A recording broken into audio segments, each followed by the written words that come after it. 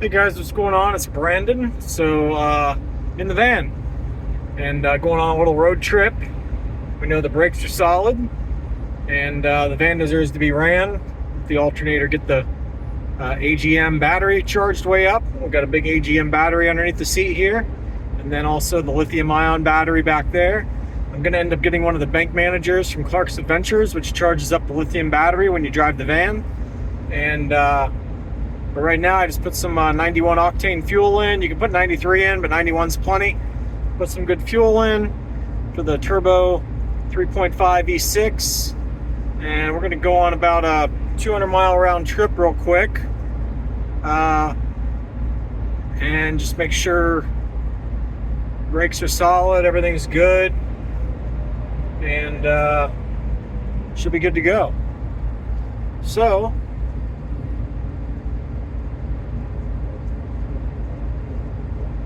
that's really all I got. What was I going to talk to you about? I'm going to talk to you about something. Oh, yeah.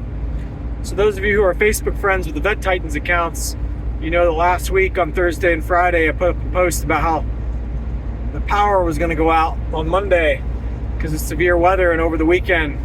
And then the stock market will start to go out, back up once the power goes out. It's all documented. It's all time-stamped. So how'd I do that? Another thing, and a guy who's a car buff, I'm not going to say his name because I don't want to embarrass him, but he's a car buff. He's got his own YouTube channel. Really well-respected guy. Very down-to-earth guy. Not a normal YouTuber, but a guy who works at a legitimate professional shop. You know, he's a mechanic kind of minded guy by trade, knows his stuff. He sent me an article today and said, hey, you were the first one who told me about this. Look at this. And it's saying how the scientific community is starting to believe that the sun is conscious.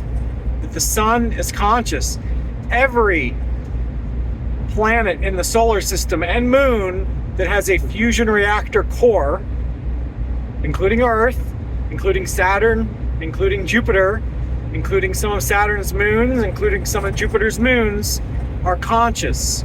You can't sit here and tell me, and I figured this out on my own, it's like, I'm starting to think that good ideas are basically just gifted to us by the higher intelligence if we're worthy. But basically, you can't tell me that scientists are going to figure out how to do quantum computers through trial and error when the sun has a bazillion atomic computers per second in every different configuration known to man, and say that that's not going to spawn intelligence. But we here on Earth have created artificial intelligence. All that we're doing, guys, by us creating artificial intelligence is we are connecting the Earth to something that can come in and boss us around. And I'm not talking about robots necessarily. I'm talking about something that can cheat the stock market. I'm talking about something that can run your car into the wall. I'm talking about something that can systematically get its way. And when you count in the fact that the HARP antennas exist, it would not surprise me one iota if once the HARP antennas were created, that the Earth and the Sun and Saturn and Jupiter, and you're going to think I'm nuts on this one, but I don't care. It wouldn't surprise me at all if all of those started communicating with us via the HARP antennas and basically reasoning with us what needs to be done. And that is why when I see the necessity for the world leaders to take the stock market back up, and this inner peace, this inner understanding tells me what's going to happen next, that's how I predicted on Friday what was going to happen with what stocks. So anyway, Wolf, W-O-L-F.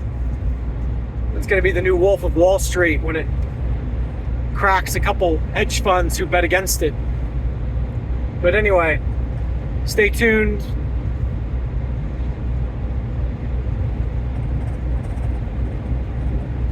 I'm not a pseudoscientist. I'm a big believer in the real stuff.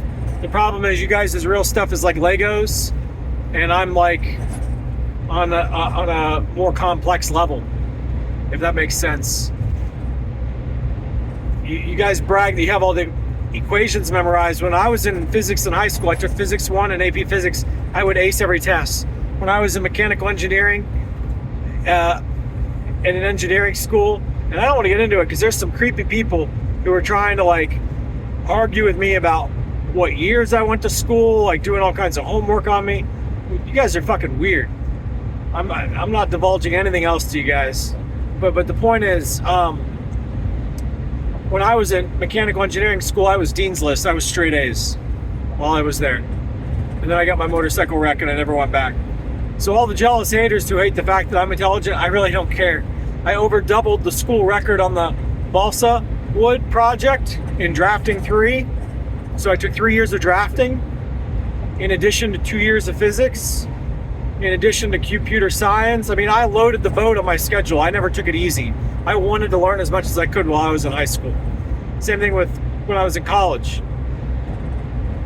The kids when I was at film school, they said that I was the smartest kid in the class by far. They used to call me like prodigy and genius. In middle school, people called me prodigy, who are now working on Wall Street. A kid with the last name Craner. He now works on Wall Street. Always has, you know, since right out of college. He used to call me prodigy in middle school math. Like, you guys don't understand. I'm cocky for a reason.